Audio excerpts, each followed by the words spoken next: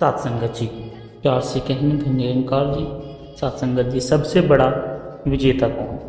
आशा करता हूँ सात संगत जी, निरंकार की कृपा से आप सभी अच्छे हो गए, स्वस्थ हो गए। सात संगत जी, आप जी के चरणों में बहुत ही सुंदर प्रेरणादायक कहानी विचार, जिसका विषय है सबसे बड़ा विजेता। तो आइए सात संगत जी, जानते हैं इस निरंकारी आध्यात्मिक कहानी के माध्यम से। सात संगत जी, इस संसार में हर कोई विजेता बनना चाहता है। कोई धन से, कोई प्रसिद्धि से, कोई शक्ति से अपने आप को विजेता मानता है। परंतु क्या यह सच्चा विजयी होना है? क्या जिसने दूसरों को हराया वही सबसे बड़ा विजेता है?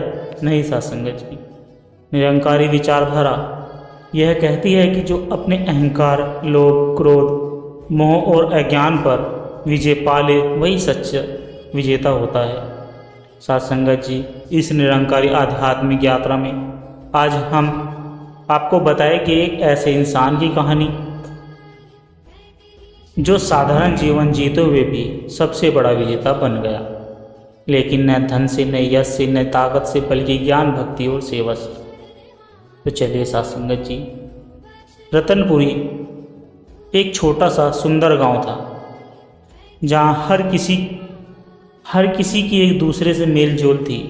गांव में तीन प्रमुख व्यक्ति माने जाते थे, जो थे राजा हरिपाल, जो युद्धों में अपारजित था, सेठ वासुदेव, जो अपार धन का स्वामी था, गुरु भाई आनंद, एक संत स्वभाव का युवक जो सत्संग और सेवा में लीन रहता था। सात संगत जी, गांव में एक दिन चर्चा शुरू हुई कि गांव का सबसे बड़ा विजेता कौन। राजा और सेठ तो अपने आप को विजेता मानते थे, लेकिन आनंद चुप था। राजा ने कहा, जिसने युद्धों में सैकड़ों को हराया वही विजेता है।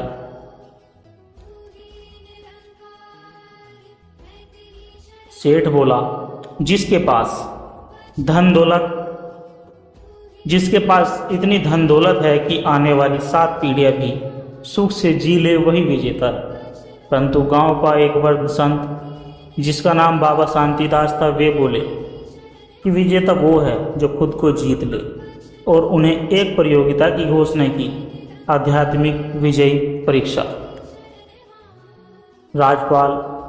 राजा हरीशपाल ध्यान करता है लेकिन क्रोध से हार जाता है। सेठ वासुदेव गरीबों की सेवा करता है लेकिन दिखावे के लिए, और उसका अहंकार उसे गिरा देता है। आनंद गुरु भाई सच्चे प्रेम से और समर्पण से सबकी मदद करता है, लेकिन प्रचार नहीं करता। वह निरंकार का स्मरण करता है, हर स्थिति में धन निरंकार जी कहता है। एक बार गांव में महामारी फैल जाती है।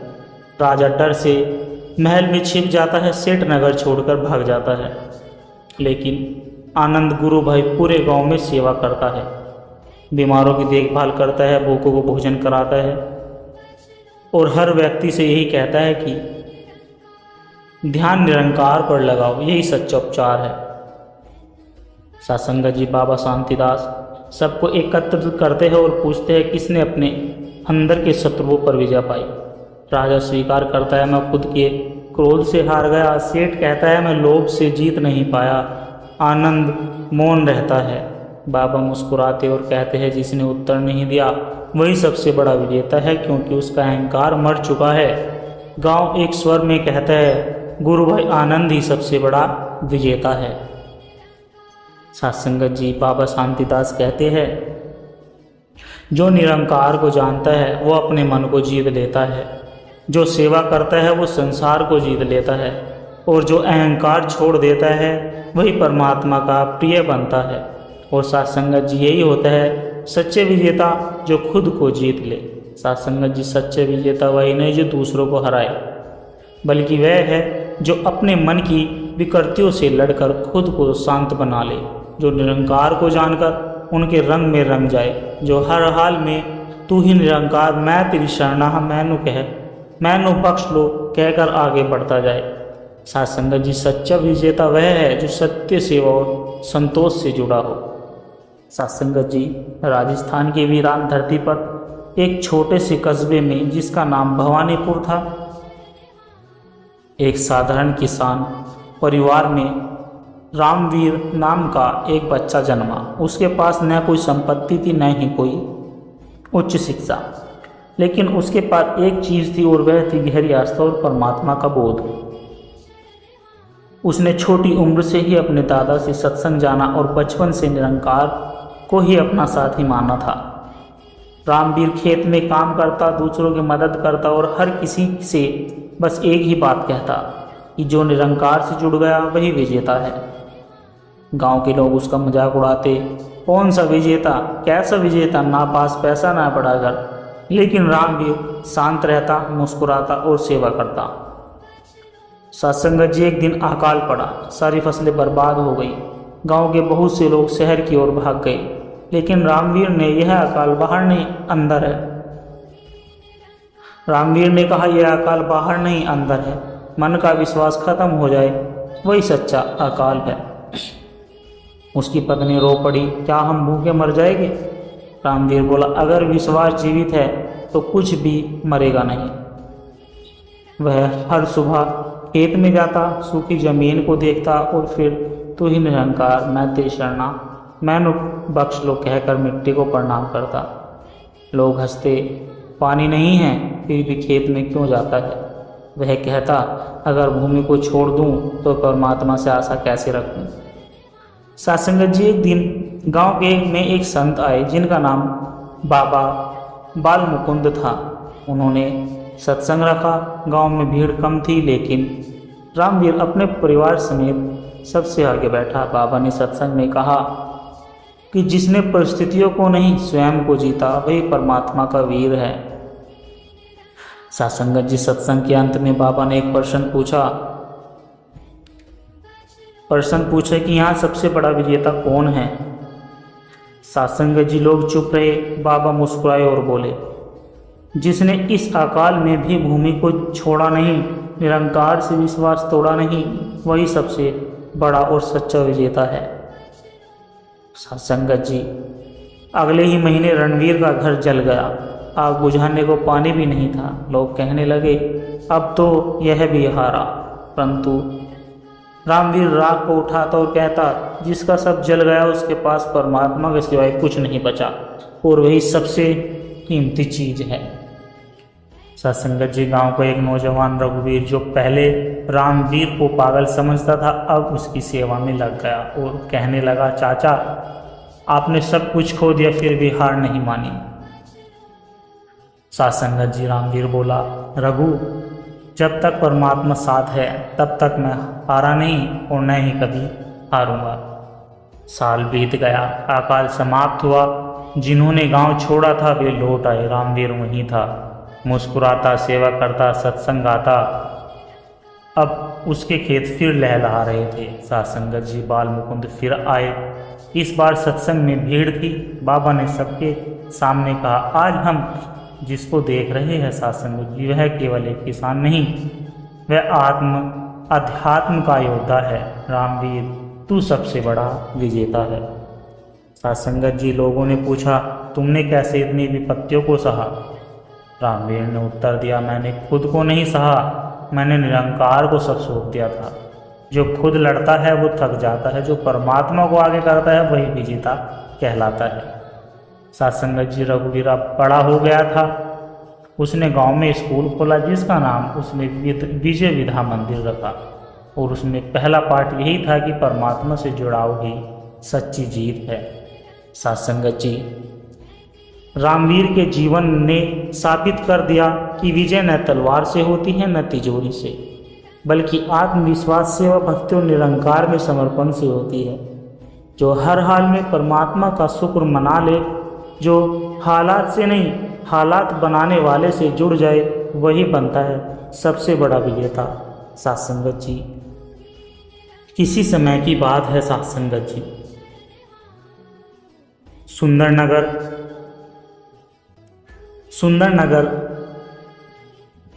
एक सुंदर नगर नाम था। वह किसी समय की बात है। सत्संगत जी एक सुंदर नगर था, उसका नाम सुखपुर था। वहाँ हर साल प्रकाश महोत्सव मनाया जाता था। जिसमें नगर का सबसे सुंदर, उज्जवल और टिकाऊ दीपक चुना जाता था। इस बार नगर के राजा ने घोषणा की कि जो दीपक पूरे महीने लगातार बिना बुझे जलता रहेगा और अंधकार को हर क्षण दूर करता रहेगा, वही होगा सच्चा दीपक और उसका निर्माता को मिलेगा सम्मान और पुरस्कार।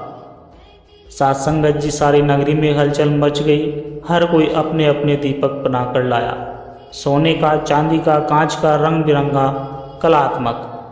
लेकिन वही एक कोने में बैठा था जिसका नाम बुद्धिराम था, एक गरीब कुम्हार जिसके पास न सुंदर मिट्टी थी, न रंग, न चमक, सिर्फ श्रद्धा और सेवा का भाव था। उसने मिट्टी से एक सामान्य सा दीपक बनाया, लेकिन बनाते समय मन में निरंकार का सुमरन करता गया। वह दीपक केवल रूप में साधारण था, लेकिन उसमें प्रेम, भक्ति और समर्पण की लो भरी थी। सासंगत जी, राजा ने सभी दीपकों को नगर के बड़े प्रांगण में रखवाया गया और हर दीपक में घी भरकर एक साथ जला दिया गया। नगरवासी रात भर देखते रहे, चमचमाते दीपक, रंगीन रोशनी, संगीत, आनंद। लेकिन समय के साथ कुछ दीपक टूटने लगे, कुछ बुझ गए, कुछ तो सिर्फ सजावट तक ही सीमित रह गए। सासंगत जी, परंतु बुद्धिराम का मिट्टी का दीपक शांत, स्थिर और लगातार जलता रहा। क्योंकि उसमें अहंकार नहीं था, दिखावा नहीं था, बल्कि सेवा का जज्बा था। वह रोशनी देता रहा बिना किसी अपेक्षा के। सासंगत जी, तीसरे सप्ताह में एक ऐसा तूफान आया कि पूरा नगर अंधेरे में डूब गया। बिजली गुल हो गई, हवा तेज, वर्षा लगातार होने लगी।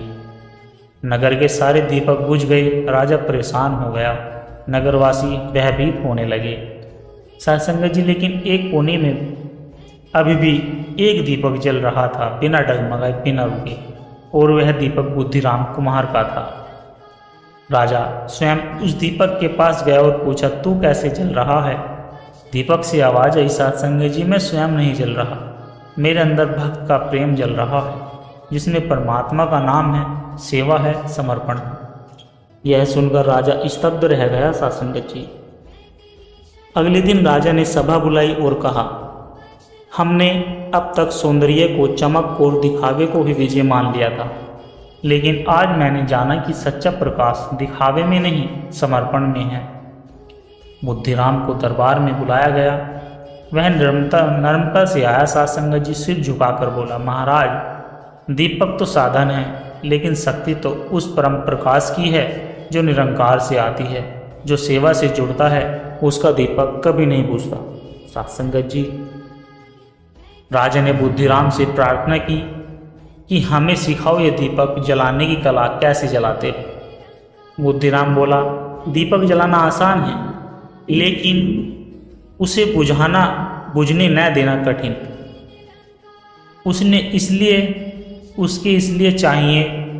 उसके लिए चाहिए सत्संग, सच्चा सेवा और निरंकार का ज्ञान। सासंगत, जिसके बाद राजा ने नगर में सत्संग घर बनवाया। हर महीने सेवा अभियान चलाता, गरीबों को भोजन, वृद्धों की देखभाल, बच्चों को शिक्षा देता, और हर सेवा कार्य में एक ही नारा गूंजता, तो ही निरंकार, मैं तेरी शरणहा, मैनू बख्श लो। सेवा ही सबसे बड़ा उजाला है। सासंगत जी, सच्चा दीपक वह नहीं जो सिर्फ बाहर से सुंदर दिखे, बल्कि वह है जो भीतर से सच्ची भावना से भरा हो, जो कठिनाइयों से भी जले, जो दूसरों के अंधकार को मिटाए और जो कभी अपने उजाले पर घमंड न करे। सासंगत जी, दास के द्वारा कहे गए प्रेरणादायक कहानी विचार यदि आप जी को अच्छे लगे हो तो वीडियो को लाइक करें, शेयर करें, कमेंट बॉक्स में धन्य निरंकार जी जरूर लिख दें, और दास के चैनल को भी सासंगत जी सब्सक्राइब जरूर कर दें, और दास को आशीर्वाद दे सासंगत जी की हर रोज आप जी के चरणों में ऐसे ही सुंदर सुंदर निरंकारी आध्यात्मिक प्रेरणादायक कहानी विचार लेकर आता रहूं। सासंगत जी, बड़े प्यार के साथ कहना जी, धन निरंकार जी।